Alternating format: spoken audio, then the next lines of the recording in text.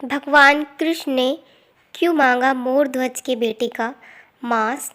महाभारत का युद्ध समाप्त होने के बाद पांडवों द्वारा अश्वमेध यज्ञ का आयोजन किया गया। घोड़े की रक्षा के लिए अर्जुन को नियुक्त किया गया था। घोड़ा निरंतर आगे बढ़ता जा रहा था। कई राज्यों को पार करने के बाद वह घोड़ा रतनपुर राज्य की सीमा तक जा पहुंचा। रतनपुर के राजा मोरध्वज बड़े ही धर्मात्मा और नारायण के परम भक्त थे। राजा मोरध्वज का पुत्र ताम्रध्वज था। ताम्रध्वज ने अल्प आयु में ही युद्ध कला में सारी शिक्षा प्राप्त कर ली। वीर ताम्रध्वज ने अश्वमेध का वह घोड़ा रोक लिया और घोड़े के रक्षक अर्जुन की प्रतीक्षा करने लगा। सेना सहित धनुर्धर अर्जुन वहां पहुँचे और बालक से कहा, हे बालक, तुमने जिस घोड़े को रोका है वह चक्रवर्ती सम्राट युधिष्ठिर के अश्वमेध यज्ञ का घोड़ा है, जिसकी सुरक्षा में मैं स्वयं खड़ा हूँ। इस घोड़े को पकड़ने का साहस किसी भी राज्य के राजा नहीं किया। इसे मैं तुम्हारी भूल समझकर तुम्हें क्षमा करता हूँ, इसलिए तुम यह घोड़ा छोड़ दो। इस बात पर ताम्रध्वज ने अपनी वीरता का परिचय देते हुए कहा कि हे अर्जुन, मैं क्षत्रिय पुत्र हूँ और क्षत्रिय कभी किसी का दास नहीं होता। इस पर अर्जुन ने कहा कि नादान बालक, तुम जानते नहीं हो तुम क्या कर रहे हो। तुम्हारा यह बाल हठ युद्ध करवा सकता है और युद्ध का परिणाम तुम नहीं जानते। ताम्रध्वज ने जवाब देते हुए कहा, हे अर्जुन, यदि तुम्हें घोड़ा चाहिए तो तुम्हें मुझे अपने बाहुबल से हराना होगा। व्यर्थ में अपना समय खराब न करें। अर्जुन ने ताम्रध्वज से कहा कि हे मूर्ख ताम्रध्वज, तुझसे युद्ध करके मैं अपयश का भागी नहीं बनना चाहता, इसलिए मैं अपने बाण से तुझे तेरी माता की गोद में सकुशल पहुंचा देता हूँ।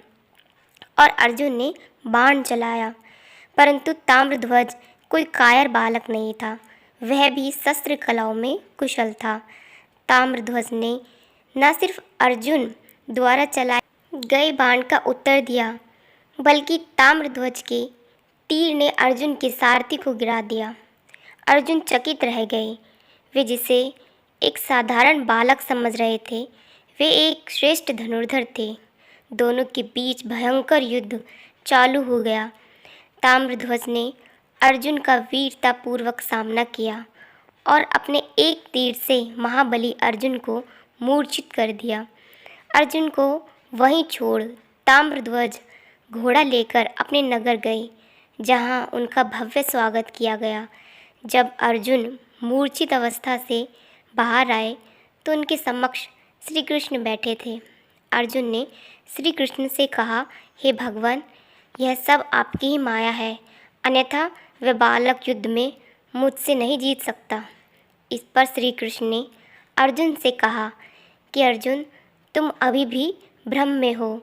तुम यह सोचते हो कि संसार में तुमसे बड़ा योद्धा कोई नहीं है और तुमसे बड़ा मेरा भक्त भी कोई नहीं है।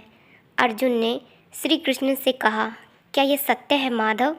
श्री कृष्ण ने कहा कि तुम्हें अपने से बड़ा योद्धा को देख ही लिया है, और अगर अब अपने से बड़ा दानी और भक्त भी देखने की इच्छा है तो बताओ।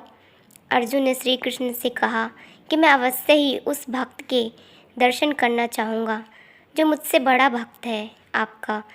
तब भगवान श्री कृष्ण और अर्जुन ने ब्राह्मण का वेश धारण किया तथा यमराज ने एक सिंह के भेष में रतनपुर राज्य की ओर प्रस्थान किया, जहाँ राजा मयूरध्वज का राज दरबार लगा था।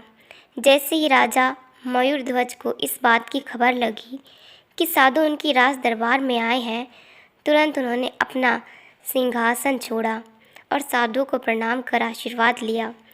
ब्राह्मण रूपी श्री कृष्ण ने राजा मयूरध्वज से कहा कि हमने तुम्हारे दान की बहुत प्रशंसा सुनी है। हमने सुना है कि कोई भी याचक तुम्हारे दरबार से खाली हाथ नहीं जाता। राजा मयूरध्वज ने ब्राह्मण रूपी श्री कृष्ण से कहा कि यह भगवान नारायण की मुझ पर कृपा है कि आज तक मेरे दरबार से कोई खाली हाथ नहीं लौटा। ब्राह्मण रूपी श्री कृष्ण ने कहा कि हम आपसे ऐसी कोई वस्तु नहीं मांगेंगे जो आपके अधिकार क्षेत्र से बाहर हो। श्री कृष्ण ने राजा मयूरध्वज से कहा कि हम 3 प्राणी बहुत लंबे समय से यात्रा कर रहे हैं। हम दोनों तो कंदमूल खाकर अपनी भूख शांत कर लेते थे, परंतु हमारे साथ यह सिंहराज भी है जो सिर्फ मांस खाते हैं, और यह सिर्फ मनुष्य का मांस ही खाते हैं। मयूरध्वज ने श्री कृष्ण से कहा कि मैं सिंहराज के समक्ष प्रस्तुत हूँ। यदि वे मुझे खाएंगे तो मैं खुद को धन्य समझूंगा। श्री कृष्ण ने कहा कि पृथ्वी पर स्वयं को दान करने वालों की कमी नहीं है। महाराज, मयूरध्वज ने श्री कृष्ण से कहा कि अब आप ही बताएं कि मैं कैसे सिंहराज के भोजन की व्यवस्था कर सकता हूँ। ब्राह्मण बने श्री कृष्ण ने राजा मयूरध्वज से कहा कि हमारे सिंह के भोजन के लिए आपको अपने पुत्र ताम्रध्वज को चीरना होगा, जिससे सिंहराज भोजन कर सके। श्री कृष्ण की आवाज़ सुनकर सारा दरबार आश्चर्यचकित हो गया। स्वयं अर्जुन श्री कृष्ण की इस तरह की बात से डर गए। एक क्षण के लिए राजा मयूरध्वज भी डगमगाए, परंतु समझ गए। राजा मयूरध्वज ने कहा कि हे महात्मा, धन्य है मेरा पुत्र ताम्रध्वज, जिसे आपने सिंहराज के आहार के लिए चुना है।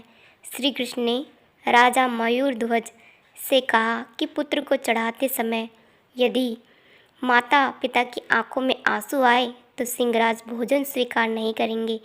राजा मयूरध्वज ने अपने पुत्र और पत्नी को भी राजी कर लिया। अर्जुन राजा के इस प्रकार समर्पण और वचनबद्ध बातों को देखकर आश्चर्यचकित रह गया।